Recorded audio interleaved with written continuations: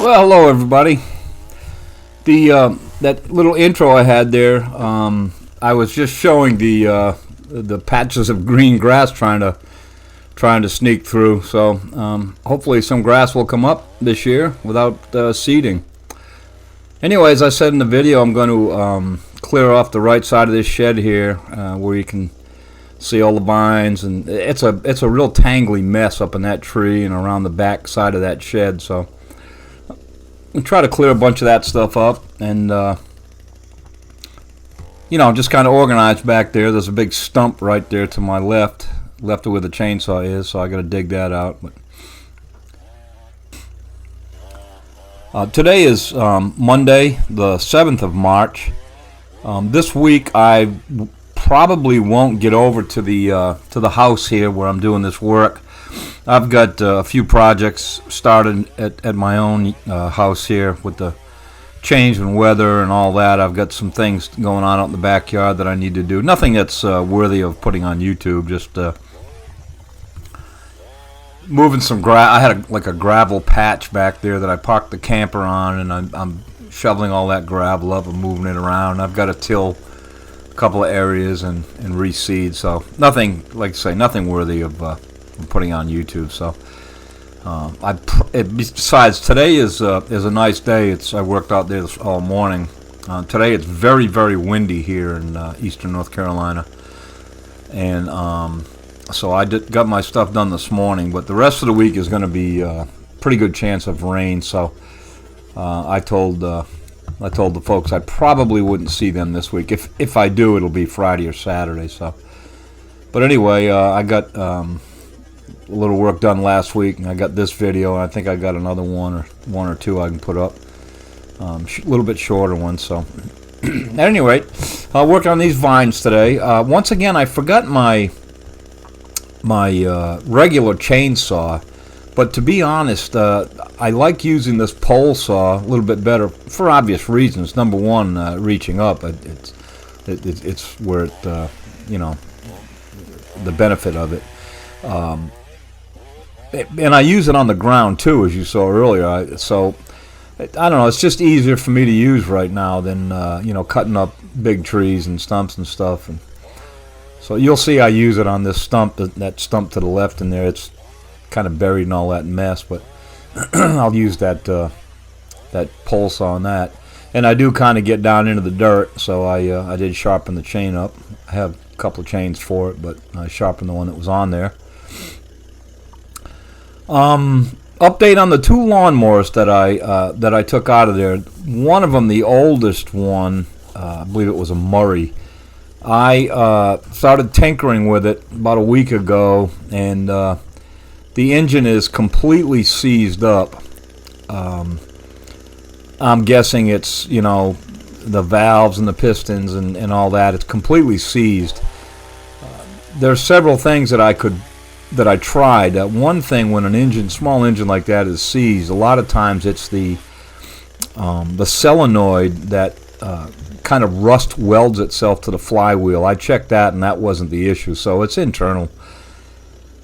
And pricing out getting new pistons and rings and valves and doing all that stuff, it probably would cost more than it's worth. So I've taken it all apart and loaded it on my trailer, and that will go to the scrap yard, and that money will go towards what I'm doing here. The other mower, I've started tinkering with it, and I've kind of taken it apart and cleaned it up. Not taken it apart, but gotten some of the shrouds off and cleaned it up. The gearbox was seized up, or it was just a linkage actually. So I sprayed some PB Blaster on it, and it freed that up, so that's a good thing. So I can shift it. I haven't tried to start it yet. The battery is completely dead, and I don't have a spare battery. My lawnmower is over here at this house, so at their house there in the backyard here. So I'll when I bring that back, I'll just use that lawnmower to try to start the other one. If the other one starts, then fine. We'll see what we're going to do with that. But it doesn't look too good underneath. The cutting deck and all that is pretty much shot, rusted right through and everything. So I don't know if we'll be able to salvage it, but we'll try. So that's that. As far as the deck goes on this house, I haven't discussed it with the homeowner yet. What they want to do, the price of lumber and everything. I started pricing it out, and it's pretty substantial cost to do it. Well, to do it right, there's a couple options. I mean, I can use composite deck boards, or I can use pressure treated decking, or I can use 2x, which is what they have on there now, 2x6s. So I mean, there's some options, but at any rate, it's got to be fixed. The bottom line is let it dry out and cover it over with plywood. But that's probably the cheapest option. But I don't subscribe to that. But we'll see. We'll check with the homeowner and see what they want to do, and go from there. Some people were concerned about the door being blocked. The door opens to the inside, so if they needed to get out there, they just could. That's just a lightweight little patio couch in front of that door. You can just kind of push that aside real easy, so that's not an issue.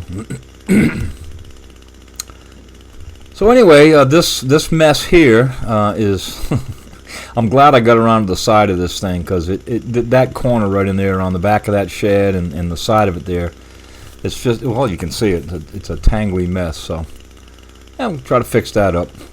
But anyway, let me be quiet for a few minutes, and I'll come back and let's watch a little bit of the video.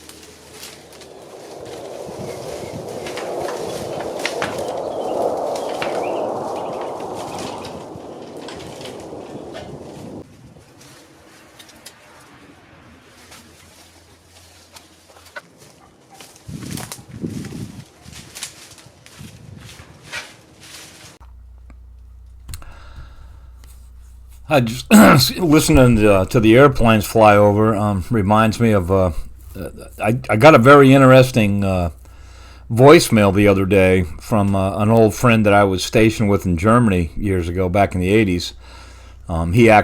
He's from Ohio, and excuse me, he actually came down to my retirement ceremony in 2012. But anyway, one of our best friends from Germany, we were looking for him, searching Facebook and all the social media platforms to try to find this good friend, and we never did find him. And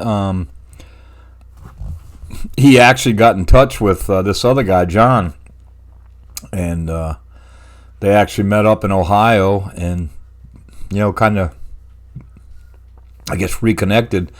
So I talked to John about it quite a while, and he told me what Bill had been doing, what he'd been up to, and all that. And then he gave me his number, so I called him. And Bill was driving cross country from New York out to El Paso. And so I called him, and he was in the car, and he knew my wife real well. He's younger than me, so we talked to him quite a while, Jocelyn and I. And he's one of the guys in Germany. There's about 4 or 5 of the younger single kids that, like on Thanksgiving or holidays and stuff, we'd always invite these kids over to it. We lived on base, and we'd invite them over to have a home cooked meal and hang out. And of course, our children were young, and they loved our children. They loved the kids, and they would just come and kick off their shoes and lay on the carpet in the living room and play with the kids and hang out all day, and just a great time, a good time in our lives. So it was good to hook up with Bill again. We talked for about 20 minutes and, just kind of briefly told what we'd all been up to and stuff like that. So that was very, very nice. But getting back to Germany, they, the kids used to love to come over. They just, Jocelyn would cook them up a great meal, and it just was a good time. Good time. Even though you're in the military and you're, in a foreign country and you're single, it's not easy. These kids all hang out together and do things, but when it comes to holidays and stuff like that, there's no family around, so it was nice to have them over and give them a little family setting. And Christmas time, we'd have the Christmas tree up and all that. So that was a great time. But it was good to reconnect with old friends like that. I really, really enjoy that part of life.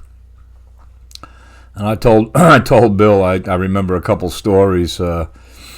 One story in particular, Bill and I used to talk quite a bit. Like I said, he was younger than me, but we'd talk quite a bit. And he was telling me one time, he said, you know how the games that we people play? I said, what do you mean, Bill? He goes, well, sometimes if somebody says, hey, I'm gonna give you this thing here, and you say, no, you don't have to do that, and they come back and say, yeah, I want to give it to you, and then you say, no, you don't have to really do that, and they come back and say, yeah, I'm gonna give it to you. He said, well, those are the games we play. He said, and one Christmas, or the last Christmas, he said, my dad called me up and said, your mother and I are going to send you a pretty sizable check for Christmas.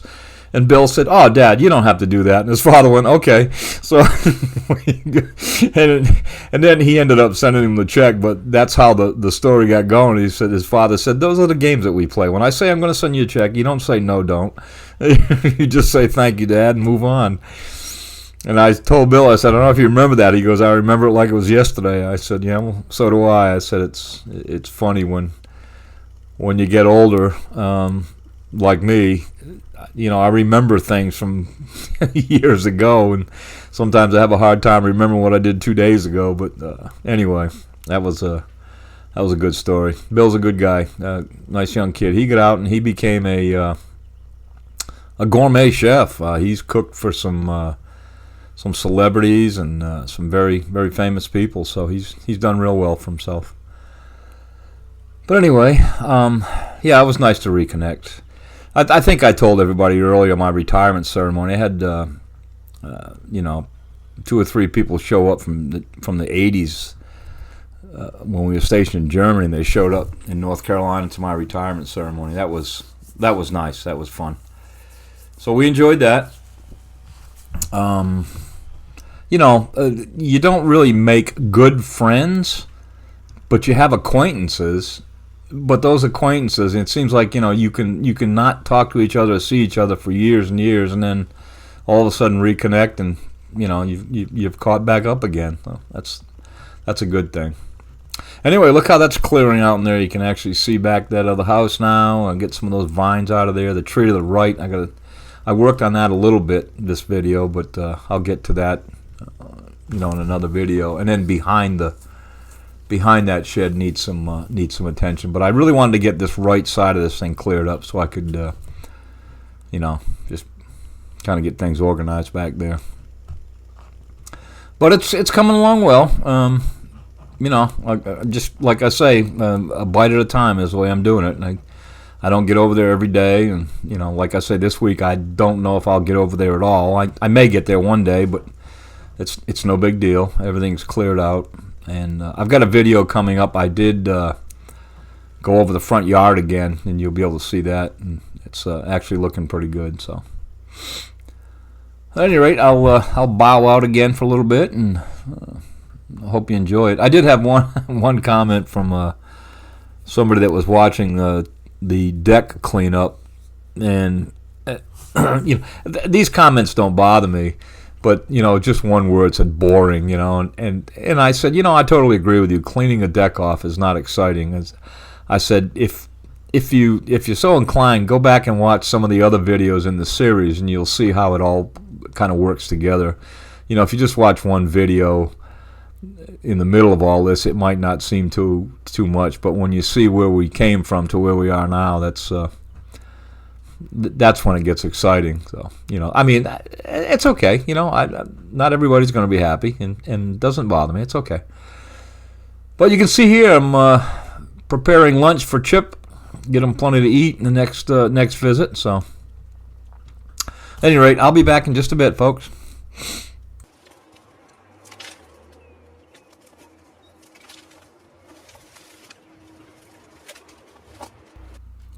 Well, I just had a guest come into the studio. Wanted to say hello to their Facebook family.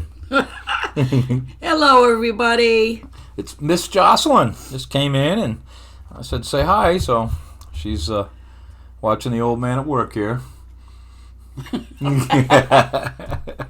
Anyway, we're working on getting her to talk to you more. She's the glue here, aren't you? And he's the pest.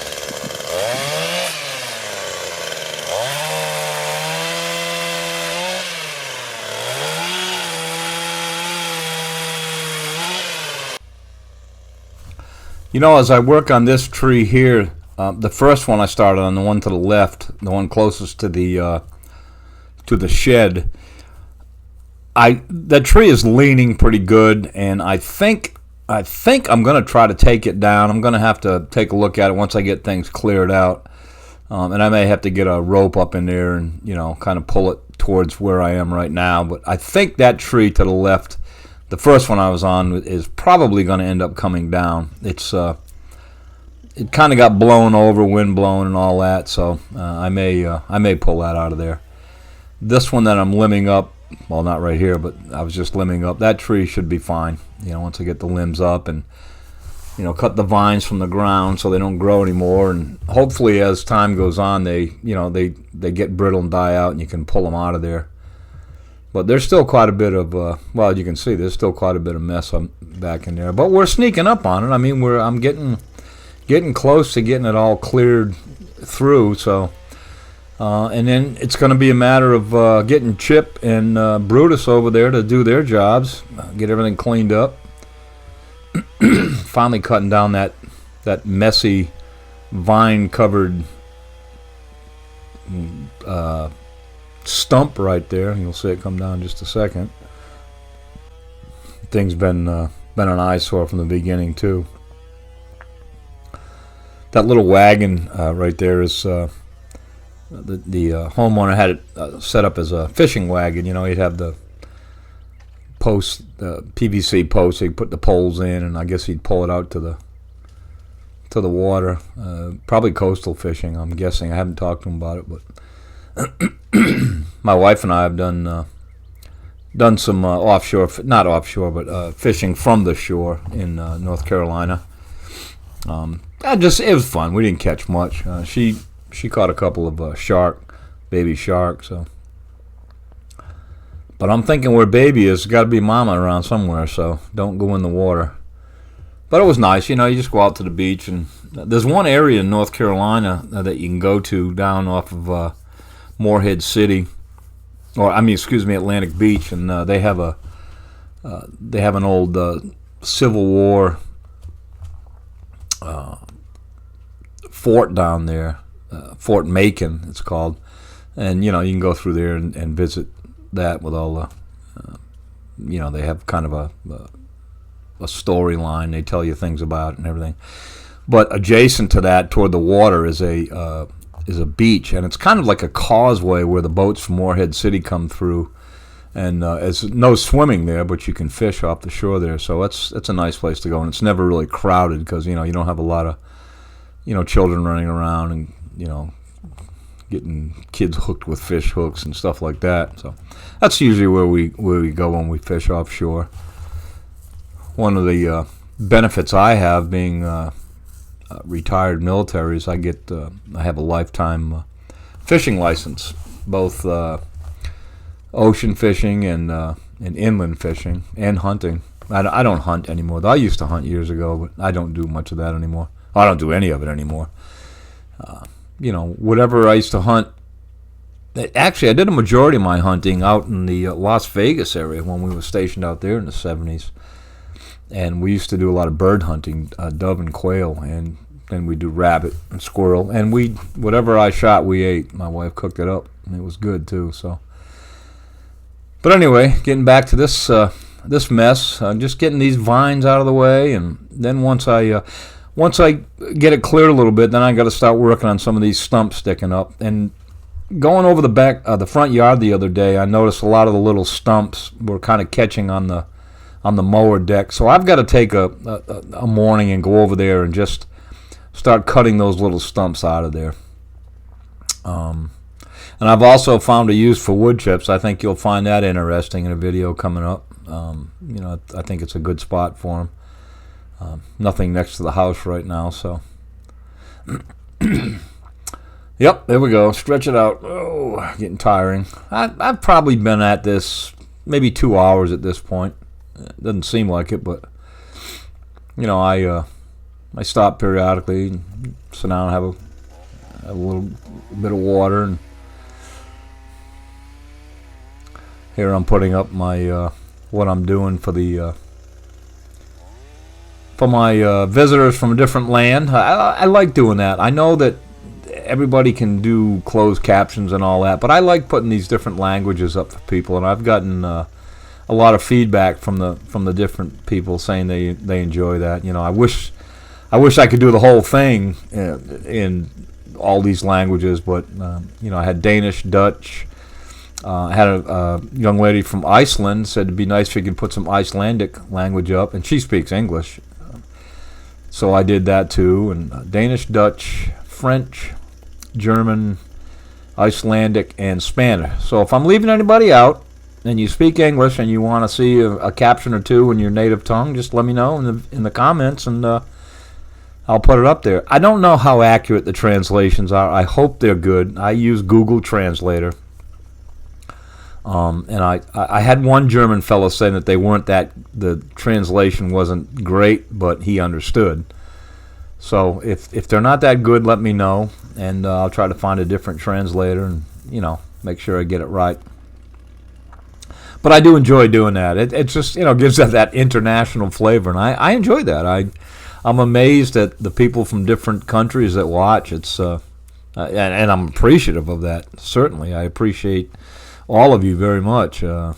We become a YouTube family, so to speak. So I've also gotten starting to get a lot of emails and stuff about sponsoring and having people sponsor me and doing their products and getting free products and all that. And I think you all know how I stand on that now. I appreciate those offers from people, but I'm just not going to get into that. I don't want this to be so commercialized, and I don't have to do it for a living. Like I said, some YouTubers do this for a living, and that's fine. I don't have any problem with that. But I don't need to get into it, and I really don't want to. I just want to, do my little videos and keep my viewers happy, hopefully, and just post up stuff that I do. And I'm pretty sure you all know how I feel about that. So, all right, I'm gonna take a little break here, folks.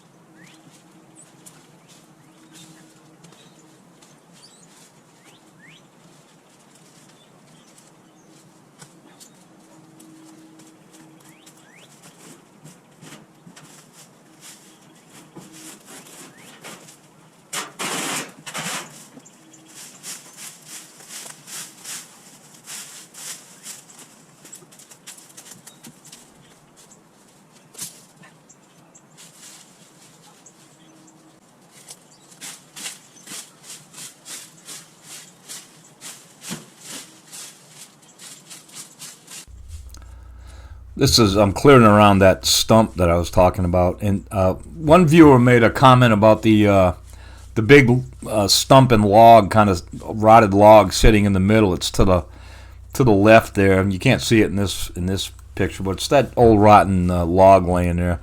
I'm pretty sure it's the remnants of this tree that blew over, because the stump is kind of pointing that way. And surprisingly, I got this out fairly easy. I had to chop away a little bit, but and I got my little chainsaw in there and at least got half of it. The part to the right there is a little more solid. That part sticking up to the left, you'll see, came out fairly easy. The part on the right, I had to kind of cut that off, underground level. But anyway, we got it out of there, and makes a big difference getting stuff like that out of the way. And you'll see in the end how it helps to clean that whole thing up. But anyway, let's work on this stump, and I'll be back.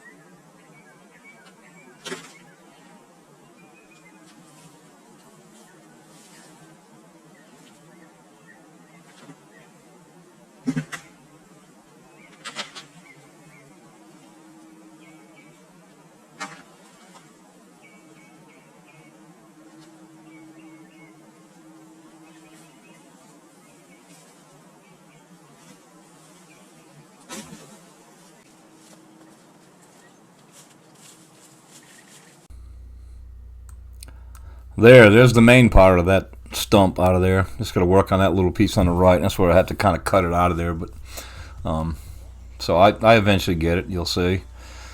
It makes a difference. Get that cut out of there and get it cut down below ground level, and you don't have to worry about running over it. Like I said, the front yard's got a lot of those little sucker trees that I left the stumps a couple inches up, which I shouldn't have done initially, but I did. I've got to cut a lot of those off. They just keep catching on the mower deck. But I'll take a couple hours one morning, go over there, and just I'll get my Sawzall. I'll get some metal blades and go in there with my Sawzall and metal blades and cut those little stumps off below the ground level. That way there, it won't.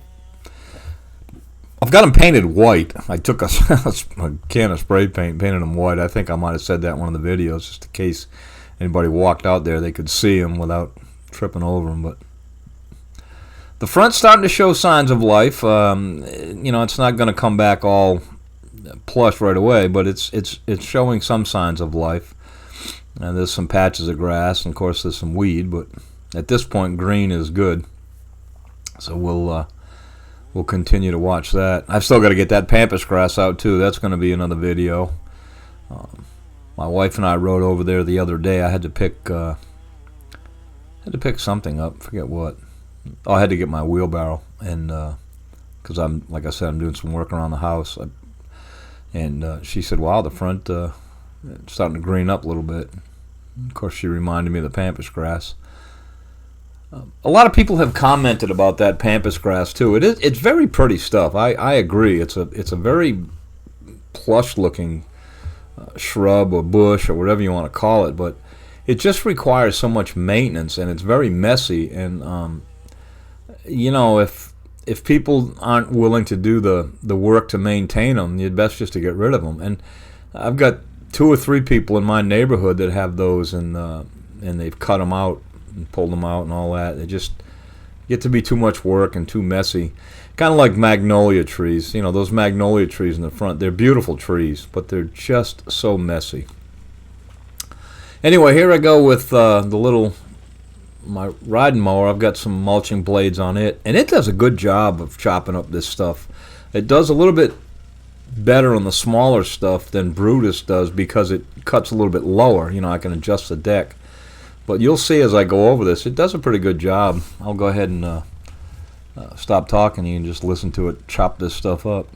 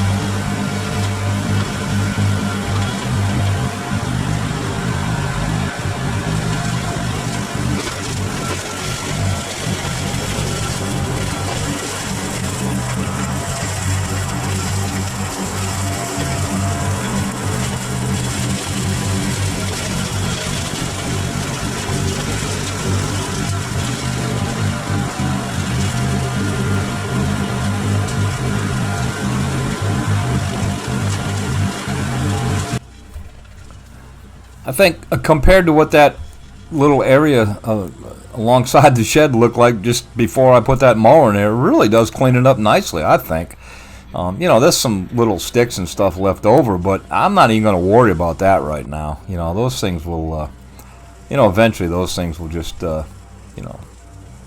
decompose, and, as long as I get the bigger stuff out. But I'm impressed with that, and I took it and did the whole backyard at one point. You'll be able to see that on the next video.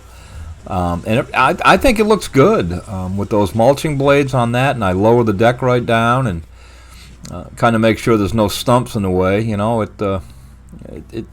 It chops it up pretty good. Like I said, it gets lower than Brutus will. That longer stuff, this thing wouldn't do anything. But I bring the Brute through there. Here we are getting ready to move the trailer. Surprisingly, the tires had a little air in them. I had brought my compressor and all that, but I really didn't need it. And so we're going to see if we can move this. I've got a little ball on the back of my mower for a hitch, so we'll check it out and see. But see how that's chopped all that stuff up pretty nicely. I'm really, like I said, I'm impressed with that. Does a good job. So let's move this trailer over here and finish up this video.